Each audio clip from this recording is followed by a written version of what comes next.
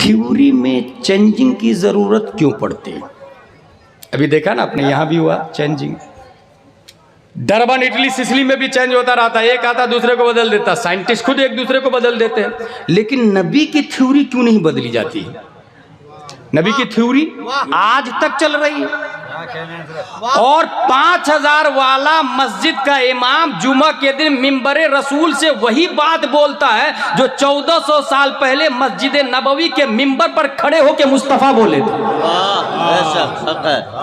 बगैर जबर जेर पेश की चेंजिंग के बोलते हो। गौर कीजिएगा, थ्योरी ऑफ द प्रॉफिट वो चेंज क्यों नहीं होते?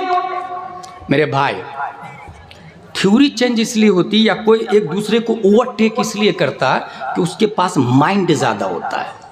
मैंने माइंड के हवाले से साइंस में पढ़ा है कि अक्ल में 100 बिलियन न्यूरॉन्स है और 100 ट्रिलियन कनेक्शन है। न्यूरॉन्स वायर को कहते हैं और कनेक्शन जोड़ को। ये वायर और जोड़ जितने ज्यादा होंगे ना, अक्ल उतनी ही ज्यादा होगी। जैसे टेक्समो की मोटर 1 हॉर्स पावर की, इतने वायर होते हैं उसमें, 2 हॉर्स पावर में इतने, 3 में इतने, 4 में इतने, 5 में इतने, 6 में इतने। डैम पे चले जाए 500 हॉर्स पावर की मोटर, इतने वायर लगे हुए होते हैं। वायर ज्यादा होगा, मेमोरी पावर ज्यादा होगा।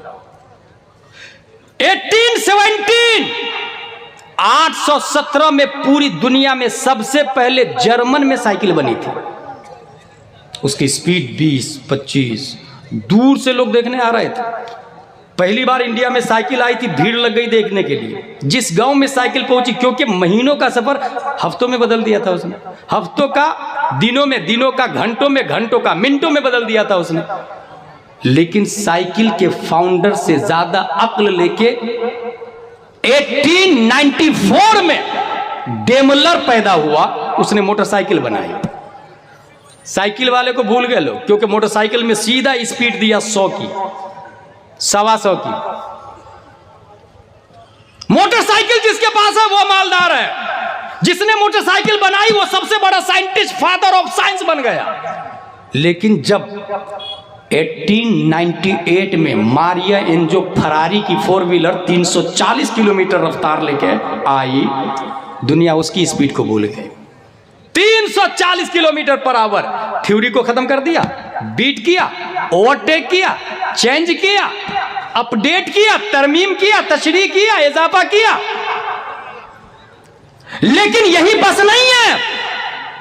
4 अक्टूबर 1957 में पहली बार आर्टिफिशियल सैटेलाइट लॉन्च किया गया था सोवियत यूनियन के जरिए। 28,000 किलोमीटर पर आवर स्पीड के मामले में मारिया को भी पीछे छोड़ा, मोटरसाइकिल डेमलर वाले को भी, कर्लियोन ड्राइव को भी पीछे छोड़ दिया। साइकिल के फाउंडर को भी, मोटरसाइकिल के फाउंडर को भी, 4 व्हीलर के फाउंडर को भी, क्योंकि इसकी स्पीड सबसे ज्यादा है। इसका मतलब ये हुआ कि आज जैसे नासा को पीछे छोड़ दिया है एलन मस्क कंपनी ने, आज भी कोई नबी से ज्यादा अक्ल लेकर के आए, नबी से ज्यादा अक्ल लेकर के आए तो बात करें। अक्ल ज्यादा होगी, अक्ल ज्यादा होगी तो वो बीट करेगा, चेंज करेगा, ओवरटेक करेगा, बदल देगा। मगर तारीख ये बताती है कि नबी को कितनी अक्ल दी अल्लाह ने। जिनकी थ्योरी हदीस और कुरान है, उस नबी की थ्योरी को कोई चैलेंज नहीं कर रहा, कोई ओवरटेक और बीट नहीं कर रहा। वजह क्या है? क्योंकि नबी को जो अक्ल दी अल्लाह ने। सीरतुन नबविय्या, अल्लामा ज़ैनी दहलान रकम तराज है। इन्नल्लाह तआला लम युअति जमीअन नास मिन बदाई दुनिया इला इनक़िज़ाइहा मिन अल-अक़ल फी जंबि अक़लिही सल्लल्लाहु अलैहि वसल्लम इल्ला कहब्बत रमलिन मिन बैनि रिमाली दुनिया। आदम से लेकर क़यामत तक जितने लोग दुनिया के अंदर आए, आप लोगों ने समंदर देखा होगा, अगर नहीं देखा है तो नदी तो देखा ही होगा। नदी में उंगली को डुबोए, उसमें उंगली निकाले, एक बूंद पानी निकलेगा आपकी उंगली से। उस एक बूंद पानी की कोई हैसियत है पूरे गंगा के सामने, पूरे समंदर के सामने कोई हैसियत है? रेगिस्तान में चले जाए, अपने नाखून ऐसे डुबोए, उस नाखून में 10-15 रेत के जर्रे आ जाएंगे। एक जर्रे रेत की कोई हैसियत है तमाम रेगिस्तान के सामने? सीरतुन नबविय्या में लिखा है आदम से लेकर क़यामत तक जिसमें मूसा अलैहिस्सलाम भी इंक्लूड है, ईसा अलैहिस्सलाम भी इंक्लूड है, इब्राहिम अलैहिस्सलाम भी इंक्लूड है, जिसमें यहया, ज़करिया, शुएब और सालेह भी इंक्लूड है, जिसमें सहाबा भी इंक्लूड है, जिसमें न्यूटन, गलीलियो, फिसागोरस, अरस्तु, केपलर भी इंक्लूड है, इमाम मेहदी क़यामत से पहले जो आएंगे वो भी इंक्लूड है। इस वक्त 7.5 अरब से ज्यादा लोग हैं, ये सब इंक्लूड है। आदम से लेकर क़यामत तक जितने लोगों को अल्लाह ने अक्ल दी वो सब की अक्ल एक जर्रे रेत की तरह है और सरापा रेगिस्तान की तरह रब ने प्यारे मुस्तफा को अक्ल अता फरमा दी है। नारे तकबीर, नारे रिसालत, आलिमे बेदारी कॉन्फ्रेंस, नारे तकबीर। अब बताइए, नबी से ज्यादा कोई अक्लमंद आ सकता है? इसलिए theory of the prophet called in Arabic अल हदीस। हुजूर सल्लल्लाहु तआला अलैहि वसल्लम की बात, नबी सल्लल्लाहु तआला अलैहि वसल्लम की बात की 2 किस्में हैं, मतलू गैर मतलू। और किस्म इस तरह बन गई कि नबी बोलते थे और ये कहते थे ये मैं बोल रहा हूं, तो वो हदीस बन जाती थी, और ये कहते थे कि ये अल्लाह ने फरमाया है, तो वो कुरान बन जाता था। जुबान दोनों मुस्तफा की, दोनों के हवाले से जुबान मुस्तफा की है। अल्लाह बोल रहा है तो वो कुरान है, मैं बोल रहा हूं वो हदीस है। हदीस को कोई ओवरटेक क्यों नहीं कर रहा? हदीस को कोई चैलेंज क्यों नहीं कर रहा? पहले हदीस लिखी नहीं जाती थी, याद किए जाते थे। सब लोग हदीस याद कर रहे हैं, सब लोग हदीस याद कर रहे हैं। और अगर किसी ने लिखा, इसका मतलब यह है कि उसकी मेमोरी पावर कमजोर है, भूल जाता, भुलक्कर है वो, इसीलिए लिखता है। ये अरब में सिस्टम था भाई, कोई लिखता नहीं था डर के मारे। हजरत अली जैसे बाबुल इल्म छुप के लिखते थे, कहीं कोई मेरी कुव्वत हाफजा पे शक नहीं कर ले। हजरत अली छुप के लिखते थे भाई, अंदाजा लगाए। हजरत उमर बिन अब्दुल अजीज को रब्बे कदीर ने 2 नवंबर 682 ईस्वी में पैदा किया। उमर बिन अब्दुल अजीज ने तमाम कतब इला अहलिल आफाक उनजुरु इला हदीस रसूलिल्लाह वजमऊ, नबी की हदीस ढूंढो, जहां मिले सबको जमा कर लो, थ्योरी ऑफ द प्रोफेट। अब सीधे हदीस को जमा करना शुरू हो गया, हजारों की किताबें मार्केट में आ गई। ये काम किसने करवाया? सबसे पहले एक आदमी, उमर बिन अब्दुल अजीज रदी अल्लाह अन्हु। ये जानते हैं कौन है? उमर बिन अब्दुल अजीज के दादा का नाम मरवान है। इतना बड़ा मरदूद, खबीस, कमीना, लईन, जहन्नमी, जिसने कत्ले हुसैन का सबसे पहले मशवरा दिया था। ये मरवान ही है जो मदीना में सबसे पहले कत्ले हुसैन का मशवरा दिया। भाई मैं ये सोच रहा हूँ, दादा इतना बड़ा कमीना, तो ये पोता इतना अच्छा कैसे हो गया? 1ली सदी हिजरी का सीधा मुजद्दिद उमर बिन अब्दुल अजीज। हमने पढ़ना शुरू किया इनकी हिस्ट्री, पढ़ते पढ़ते पढ़ते मुझे याद आई, एक दिन हजरत उमर फारूक आजम गांव में घूम रहे हैं, एक घर से आवाज आई, बेटी दूध में पानी मिला दे। बेटी ने कहा, माँ उमर फारूक आजम का कानून नहीं मालूम, कोई दूध में पानी नहीं मिलाएगा। माँ ने कहा, बेटी मिला दे, देखने थोड़ी आएंगे वो। बेटी ने कहा, माँ मैं उन औरतों में से नहीं जो सामने वफादारी और पीठ के पीछे गद्दारी करो। Should be noted this house. Umar Farooq Azam शौहर नहीं है, मगर एक लड़की बोल रही है, मैं उनमें से नहीं जो सामने वफादारी और पीठ के पीछे गद्दारी। उन औरतों का क्या हाल है कि शौहर के गायब होने के बाद हरामकारी में लग जाती है, झूठ बोलती है, गबन फाहिश करती है। उमर फारूक आजम ने फरमाया, should be noted this house, घर को नोट कर लिया जाए। सुबह बुलाया गया, क्या मामला है? कहा गोवालन है, दूध का कारोबार है, इनको खामोश करे दो।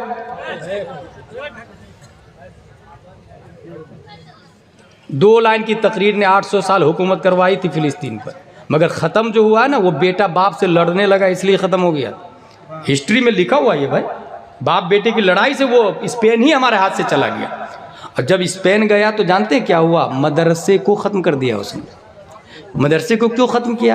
क्योंकि मदरसा रहेगा तो फिर से कोई इब्ने अरबी पैदा हो जाएगा, फिर से कोई इमाम कुर्तुबी पैदा होगा, फिर से कोई इब्ने बतूता पैदा होगा, फिर से कोई कासिम ज़हरावी पैदा होगा।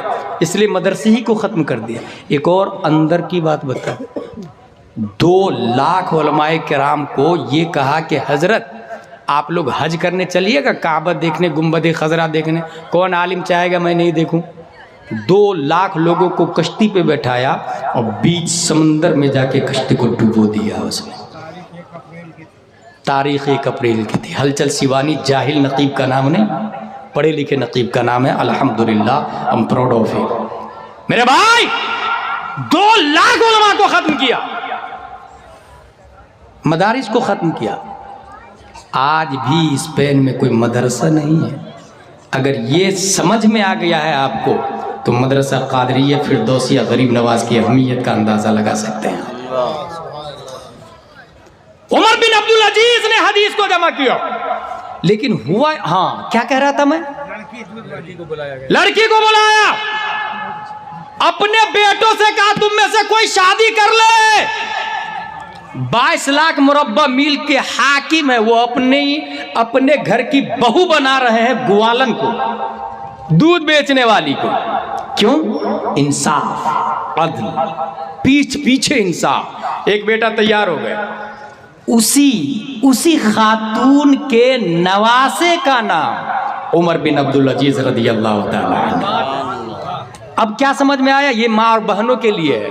अगर मेरी आवाज उन तक पहुंच रही है तो अगर आज भी कोई नानी ये चाहती है मेरा नवासा नेक और सालेह पैदा हो तो मिलावट छोड़ दो, हरामकारी छोड़ दो, दूध में पानी मिलाना छोड़ दो। नानी दूध में पानी नहीं मिलाई तो नवासा वक्त का मुजद्दिद बन के पैदा होता है। पहली सदी हिजरी का मुजद्दिद है उमर बिन अब्दुल अजीज रदियल्लाहु ताला अन्हु। एक और बात याद आ गई मुझको, हजरत इस्माइल अलैहिस्सलाम बरसों अपनी ज़ौजा के साथ रह रहे थे मक्का में। कई साल के बाद इब्राहिम अलैहिस्सलाम मिलने के लिए आए, दरवाजा को नॉक किया, अंदर से खातून निकली। आप कौन? कहा मैं इस्माइल की बीवी हूँ। इस्माइल कहाँ? बोले वो जंगल में शिकार करने के लिए गए हैं। क्या हालात है? बोले बहुत बुरे हालात है, शिकार मिलता है तो खाते नहीं तो भूखे रहते हैं। इब्राहिम अलैहिस्सलाम फरमाते हैं वो आए तो मेरा सलाम कहना और कहना दरवाजा बदल दो। चले गए। खुशबू से इस्माइल अलैहिस्सलाम पहचान लिए मेरे अब्बू जान आए थे। गुफ्तगू हुई, बताया, कोई मैसेज कहा, हाँ ये कहा है कि दरवाज़ा बदल दे। कहा आपको मैंने डिवोर्स दिया, आज़ाद किया, आप जा सकते हैं यहाँ से। दरवाज़ा बदलने का यही मतलब है कि मैं आपको छोड़ दूँ। छोड़ दिया वो। बरसों बाद फिर इब्राहिम अलैहिस्सलाम आए, फिर दरवाजे को नॉक किया, अंदर से दूसरी खातून आई। आप कौन? बोले मैं इस्माइल की बीवी।